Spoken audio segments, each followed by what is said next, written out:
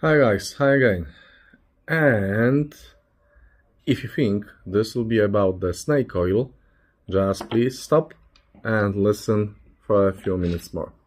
If you know what these are. If you do not know what these are, then just stay for a couple of minutes and enjoy the video, enjoy the ride. Well, these are called noise isolators. You can buy them on Ali. You can buy them for like $4 each.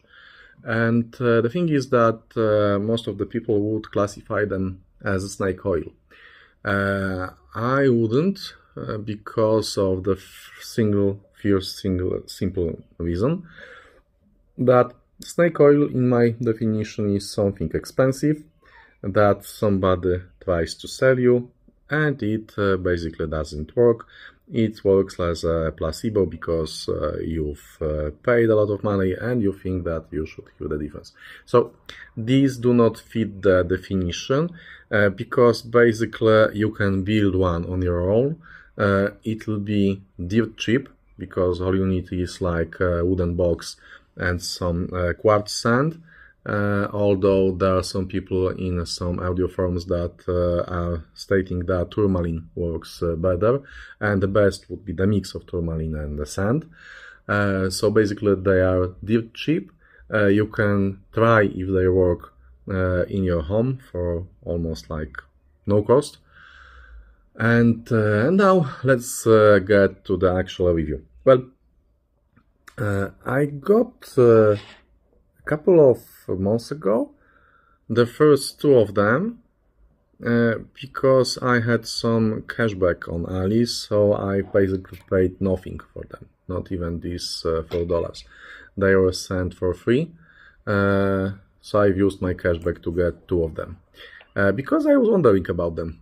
There were just too many people in in many different areas on the web stating that first, these do work, and secondly, don't buy them, do it here on your own.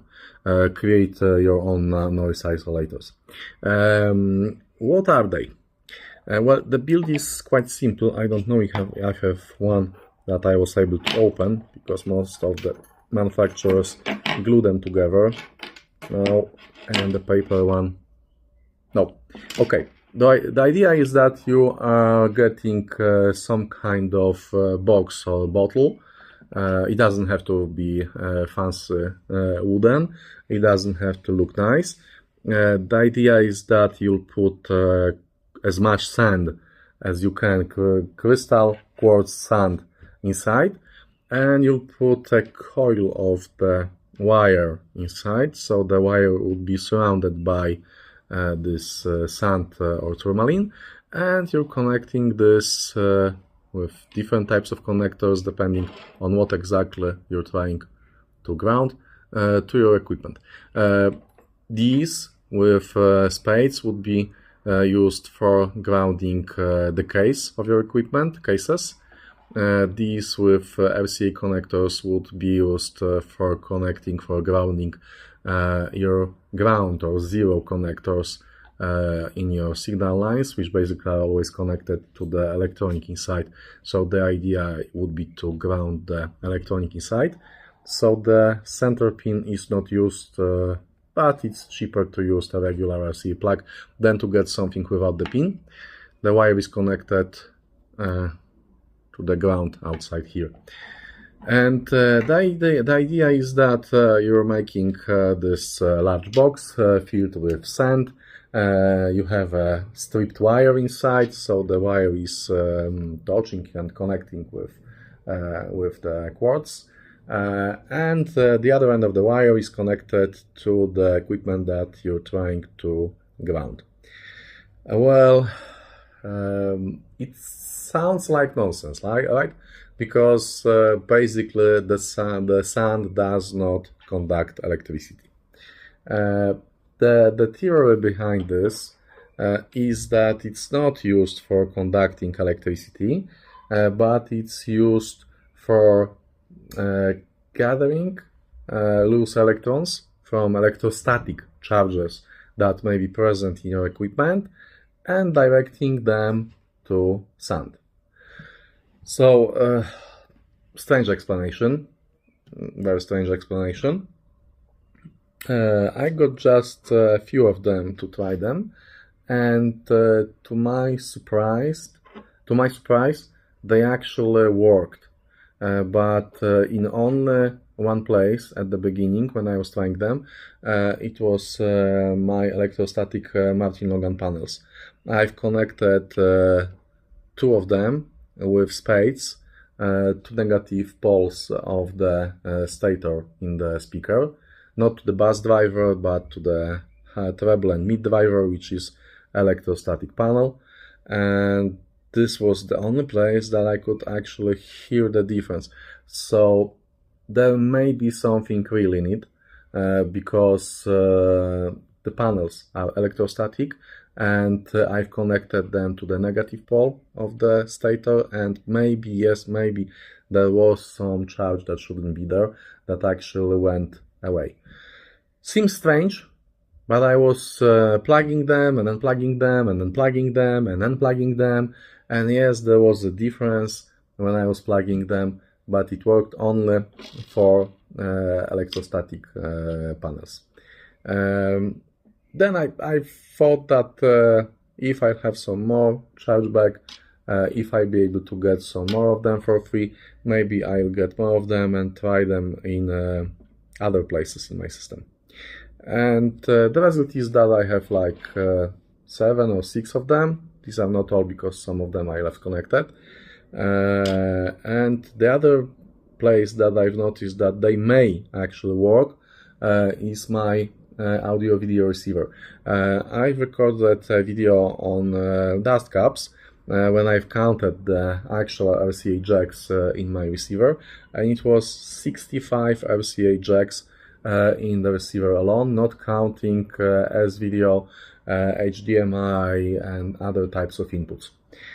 So when I've connected them to my AVR, I've connected like 4 or 5 of them.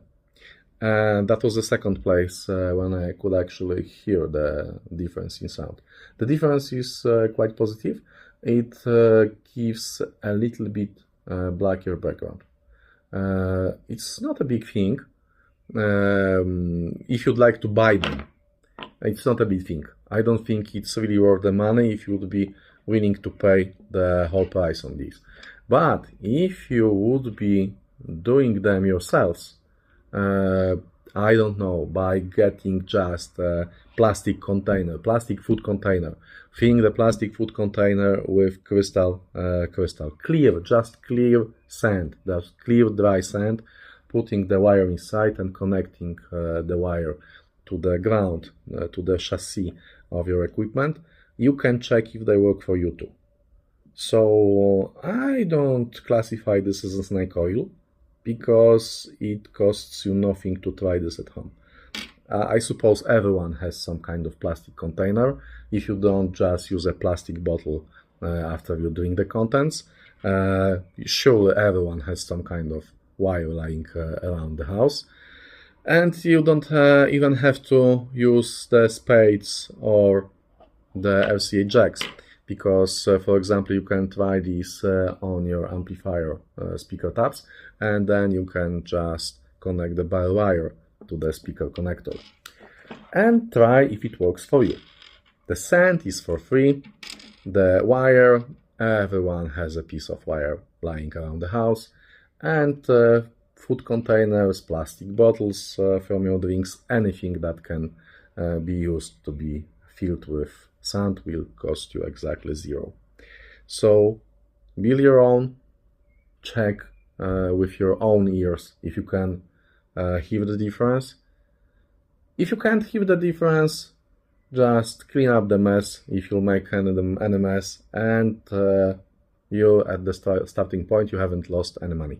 If it will work for you, if you'll hear the change, if you'll be able to spot the change, maybe buy more fancy food container, maybe try to look for tourmaline. I've seen on eBay that tourmaline is quite cheap. It's like, I don't know, $2 or $3 per kilogram, something like that. Mix the tourmaline with the sand. Try to read the forums. People are posting different recipes that worked for them. There's actually some theory behind this on forums too. Why does it work and how does it work? So try this. If you can't hear the change, it won't set you back even $1. If you can hear the change, you can easily do such a noise isolator grounding box on your own, and that's it. Basically, do not buy ready-made ones because they are small and you need quite a lot of them to hear the effect. If you would be willing to buy ready-made ones, buy the cheapest one, the paper ones, because of two reasons. The first one is that they are the cheapest of the bunch. They are cheaper than the ones made from the wood, and as you can see, they are also bigger and they are heavier, which means that for the lesser amount of money you're getting more of the sand inside. And I think that's it. Some of you may call this snake oil. Yeah, I don't agree with that, because the snake oil would be something expensive. This is dirt cheap. Dirt, like in sand, cheap. You can try this for free. You can decide it on your own if it's actually a snake oil or it's not. I'm not trying to sell you this. I won't be linking to them in the description. And that's it.